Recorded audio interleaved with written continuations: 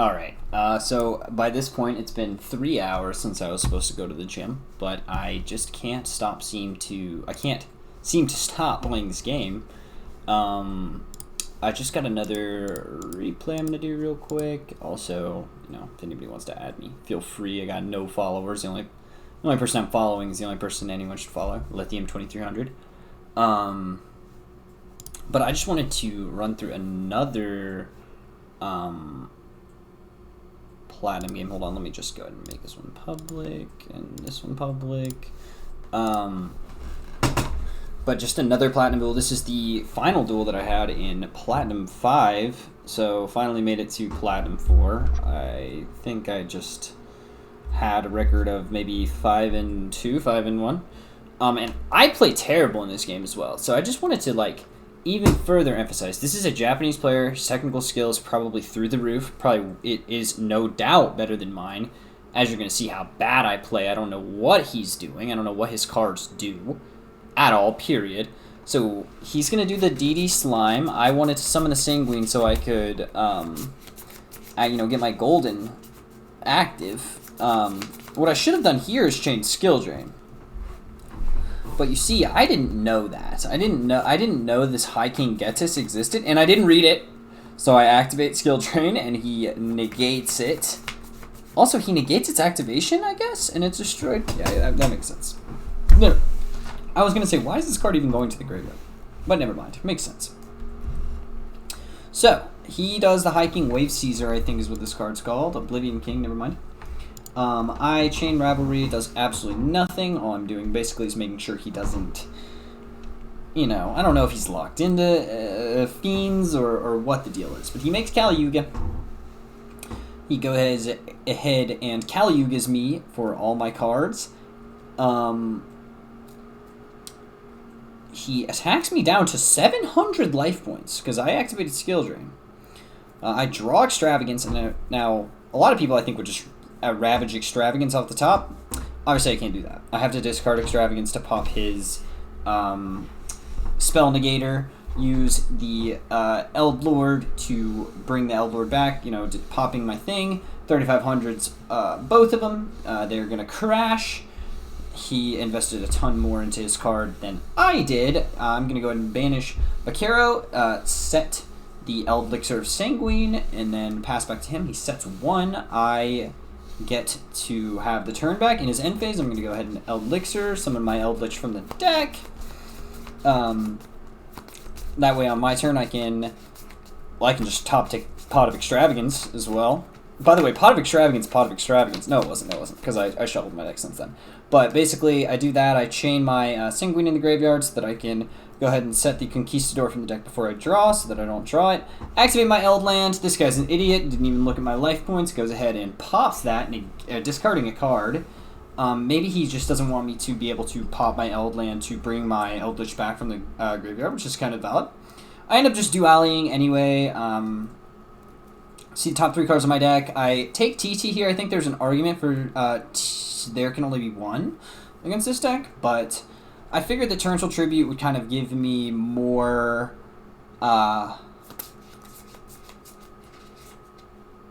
more flexibility. It's a more flexible card than there can only be 1. I feel like a Floodgate here is not really doing enough. So he goes ahead and activates his card. I just chain my Conquistador. Conquistador's insane.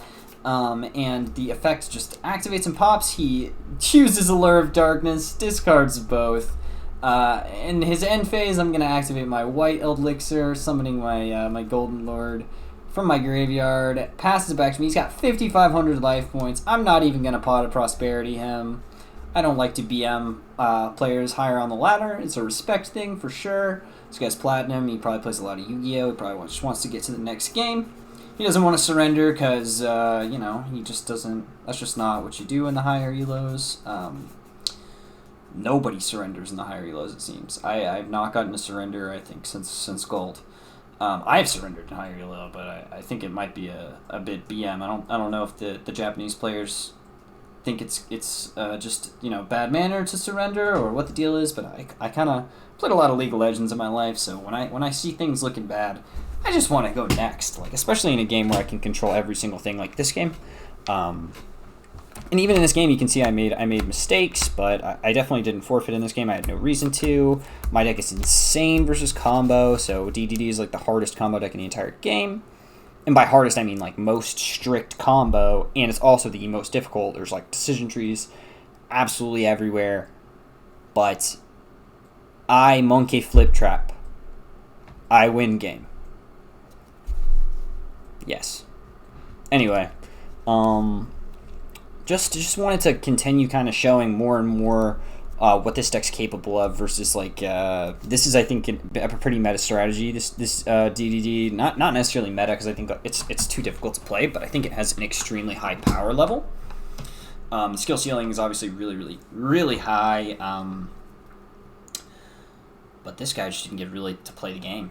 I was able to basically survive his push. All I needed was 700 more, and I'm pretty sure this deck's got burn stuff in it, but I was able to prevail in the end through basically just the Eldlord. I know that some people are trying to learn this Eld deck. It's not necessarily that hard. I think that learning the deck is not the hard part. It's just kind of learning Yu-Gi-Oh! And learning when to activate your trap cards and whatnot. That's kind of the hard part of it. So I just kind of want to show off more and more stuff. Like, you can even make mistakes when you're activating your cards, like even me with a skill drain in this game, and you're still going to win a ton of these duels just because of how powerful Golden Lord is, and that paired with Conquistador, Golden Lord, that whole engine is just it's quite strong. It's really mistake proof. Like, you can make like 5 or 6 mistakes before you lose the duel, honestly. Which is why I really recommend it. And in the going second, or the no siding meta, basically the best of ones, which is how Japan's YCS structure is, trap decks are amazing. Anyway, it's been your boy Neosynthesis, just another platinum Eldlich game. I'm actually still climbing. I was worried for a second there that I might not be able to have as much success once I got to platinum. I kind of had a couple of losses, but since then I think I've gotten onto about a 4-win streak. And yeah, I was able to leave Platinum 5. Goodbye, Platinum 5. Hope to never see you again. Appreciate y'all watching. I don't think that the replays are quite as popular as the deck, but if you watch the deck profile, watching a replay can help you kind of either A, get an understanding of what I'm doing wrong and what I think I can improve on, and B, kind of just give you like a baseline of just like how to play this deck. Because I know that some people were saying that they were having trouble, they were going into the extra deck perhaps too much, but really your Eldlord itself is going to be the boss monster of your deck, just recurring so much resources, generating +1s pretty much every single turn. Not really +1s, but it's kind of +1s because a lot of your Eld cards are going to generate a card in the end anyway. They're like it's like a 1-for-1, but the card that you destroy is basically getting you the +1. You just grind card. You're just trying to get down to the simplest game state you can, because that's when the Eldlich deck is the best. Because literally it's just you draw a card, you draw a spell trap card. The only 2 monsters you have in your entire deck are the Eldlords. So if you're in a simplified game state where you're top decking, you've got an Eldlord in your graveyard, you're always going to draw a spell or trap card that you can either discard with the Eldlord in your that you may have added back to your hand, or you can set it and send it and summon the Eldlord back that way. But like this is what I'm trying to say by like simplifying the game state down to Eldlord beatdown. And you don't want to overlay them either here. Like, it's better just to have the 2 big bodies that they need to deal with. I was able to create game basically with it, and I actually technically had a much harder. I think I had a much. Oh no, I didn't, because I basically had Eldlixirs in the end phase, but this deck is able to do a lot of damage. I mean, it's a 5,500 damage turn, which is pretty high. He did the rest of the damage to himself, mostly, but there's a lot of decks like that have to pay life points, or perhaps they have to leave something bad in the field, or do something that leaves them vulnerable. And this deck is really strong against decks that are delicate, like DDD. Like, if I knew what I was doing against this deck, and I activated Skill Drain on the Swirl Slime, there would have been nothing he could have done. He just would have basically scooped, because I would have been able to... I mean, you saw what happened even when I made the misplay and wasn't able to get my Skill Drain on the board.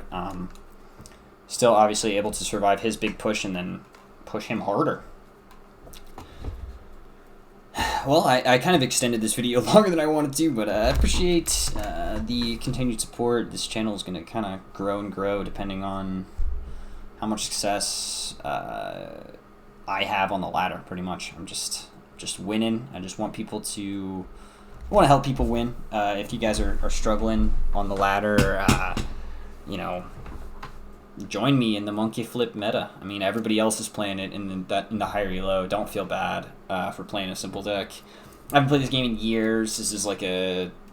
It's really... Trap decks, I feel, are really beneficial to people who've played Yu-Gi-Oh! For a very long time. So if you've been playing for a very long time, you're definitely going to get better mileage out of the deck just because you're going to know when to activate your strike, when to activate your judgment, you know, when you need to not use duality to turn off special summoning, when you need to do X, Y. There's not that many decision trees, but like knowing when to flip skill drain in this game is a huge advantage.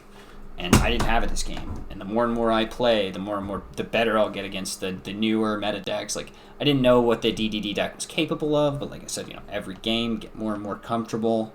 And yeah, the floodgates are pretty. They turn your brain off most of the time. I know that people like to say it's like minimal brain activity, but you are basically having minimal brain activity for your opponent. Like, you still need to know how to manage your Eldlich resources, especially in grind games. This is not a brainless deck at all.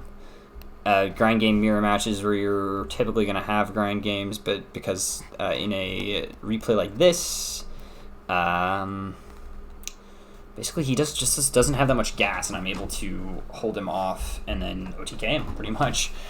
Yeah, that's pretty much it.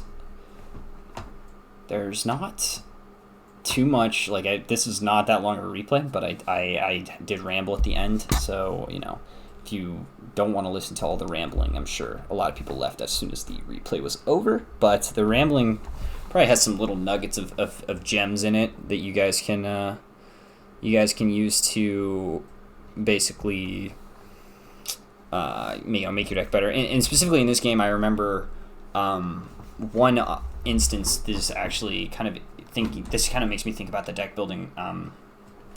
When I potted Duality, and I revealed Anti-Spell Fragrance, I think I took Torrential Tribute. I'm thinking that maybe the third Solemn Strike is better than the Anti-Spell Fragrance, because I think I would have taken Solemn Strike there. And drawing multiples of Solemn Strike is not a problem almost at all. It's pretty rare that you get into a situation where you can't activate your Solemn Strike. Obviously, Judgment is better, which is why we run 3 Judgment and 2 Strike. But there's an opportunity right there where Anti-Spell is not as good as Strike, and perhaps Anti-Spell. I mean, Anti-Spell like wins you the game versus Pendulum. Pendulum is really real in this game. It's really hard as well. That's the main thing, so it's rare.